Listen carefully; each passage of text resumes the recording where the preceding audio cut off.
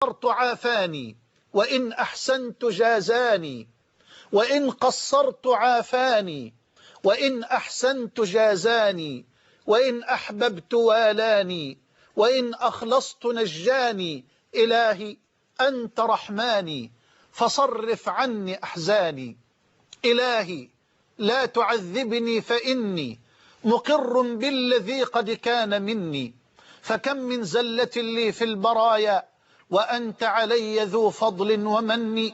يظن الناس بي خيرا وإني لشر الناس إن لم تعف عني، وما لي حيلة إلا رجائي وعفوك إن عفوت وحسن ظني.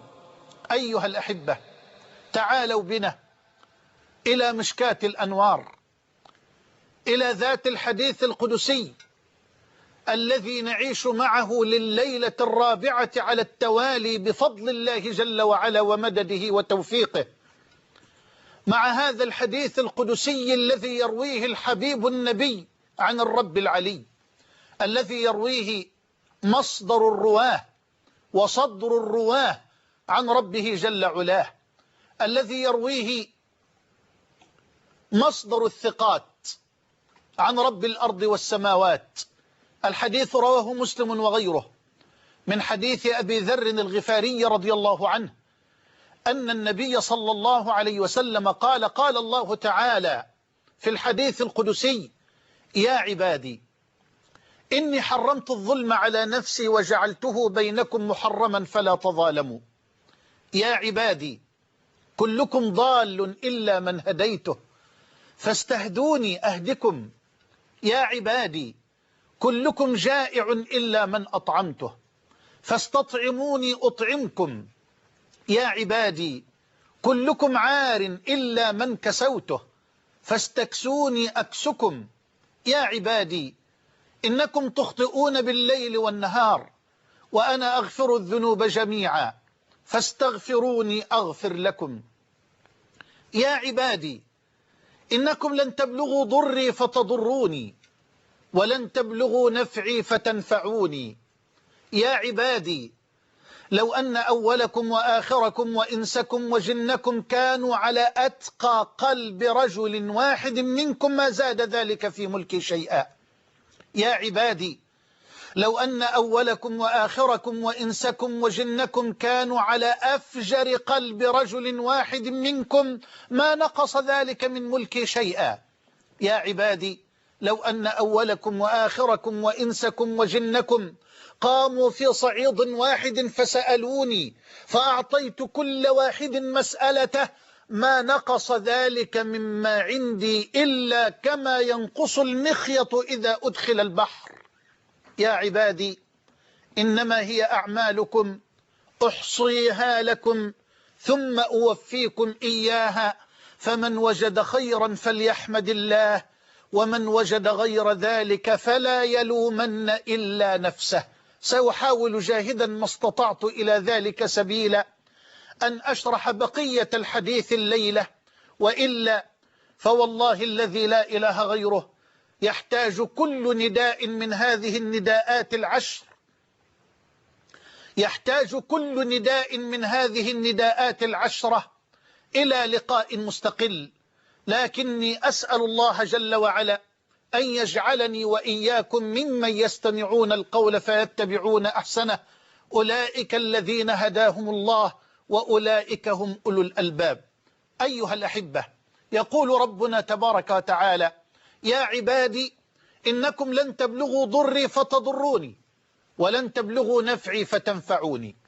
بعد أن بين جل جلاله فضله على خلقه وعباده، وأنه سبحانه وتعالى هو الذي يهديهم وهو الذي يطعمهم وهو الذي يسقيهم وهو الذي يغفر ذنوبهم في أي ساعة من ليل أو نهار على كثرتها وشناعتها وجرمها، ومع ذلك يقول جل جلاله: يا عبادي إنكم لن تبلغوا ضري فتضروني ولن تبلغوا نفعي فتنفعوني.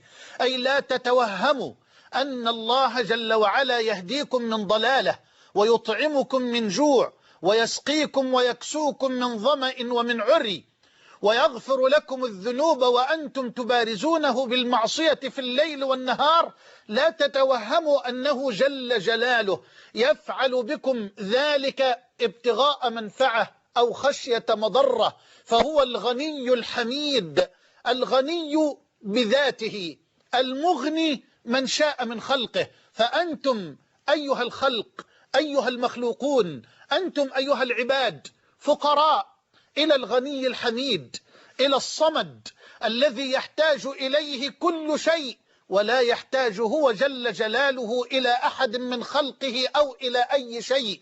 قل هو الله أحد الله الصمد، لم يلد ولم يولد ولم يكن له كفوا أحد، فهو الغني بذاته وهو المغني لكم.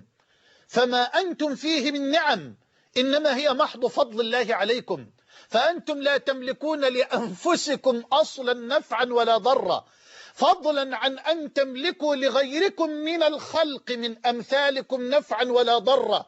فهل يتوهم عاقل بعد ذلك أنه ينفع أو يضر إلهه جل علاه وخالقه وسيده ومولاه؟ لله در القائل الذي كان يعبد صنما من الأصنام المكذوبة وإلها من الآلهة الباطلة، ودخل عليه يوما من الأيام ليسجد له من دون الله، فوجد عليه أثر بول فتفرس وشعر بخجل كبير، ونظر حواليه فوجد ثعلبا يلعب حول إلهه المكذوب، فعلم أن الذي تبول على إلهه وصنمه هذا الثعلب. فعاد الرجل إلى رشده وإلى صوابه وقال كلمات جميلة معبرة، قال: أرب يبول الثعلبان برأسه، أرب يبول الثعلبان برأسه، لقد ذل من بالت عليه الثعالب، لو كان ربا كان يمنع نفسه، فلا خير في رب نأته المطالب، برئت من الأصنام في الأرض كلها وآمنت بالله الذي هو غالب. نعم حبيبي في الله، أنت لا تملك لنفسك نفعا ولا ضرا ولا ضرا، ولن تبلغوا ضري أو لن تبلغوا ضري، كلاهما صحيح في اللغة، فهذا من المصدر وهذا من الاسم، فأنت لا تملك لنفسك نفعا ولا ضرا، فضلا عن أن تملك أنت لغيرك من إخوانك من الخلق نفعا أو ضرا. فكيف يتوهم عاقل يحمل في رأسه عقلا وفي صدره قلبا أنه ينفع ربه جل وعلا بطاعة أو يضر ربه جل وعلا بكفر أو بكبيرة أو معصية؟ لا لا، فالله جل وعلا هو الملك الحق، الله جل جلاله هو الملك الحق، فالملوك كثر لكن الملك الحق هو الله، لذا يقول ربنا جل علاه: فتعالى الله الملك الحق لا إله إلا هو رب العرش الكريم. نعم أيها الأفاضل، خرج أو أمر في يوم من الأيام السلطان محمد ابن محمود ابن ملك شاه، وقد آتاه الله ملكا كبيرا وملكا عظيما، أمر في مرضه الأخير أن يخرجوا له هذا الملك كله، وأن يجلس في شرفته في شرفة قصره ليرى هذا الملك كله من أوله إلى آخره. فخرج الجند يحملون أسلحتهم ويركبون الخيول، وحملوا الخزائن بما فيها من الذهب والدراهم والدنانير، وخرجت الجواري وخرج الغلمان، وأراد أن يرى ملكه كله أمام عينيه وبين يديه. ولما رأى ذلك بعينيه وانفض الملك عاد إلى رشده وإلى نفسه وقال: والله والله لو قبل مني ملك الموت ملكي هذا كله لافتديت به من عذاب الله جل وعلا. ثم بكى وقال: ما أغنى عني مالية، هلك عني سلطانية، لا يستطيع ملك من ملوك الأرض أن يمنع ملك الموت أن يدخل إليه، لا والله، بل يدخل ملك الموت بأمر الملك ليقبض روح أي ملك على وجه الأرض.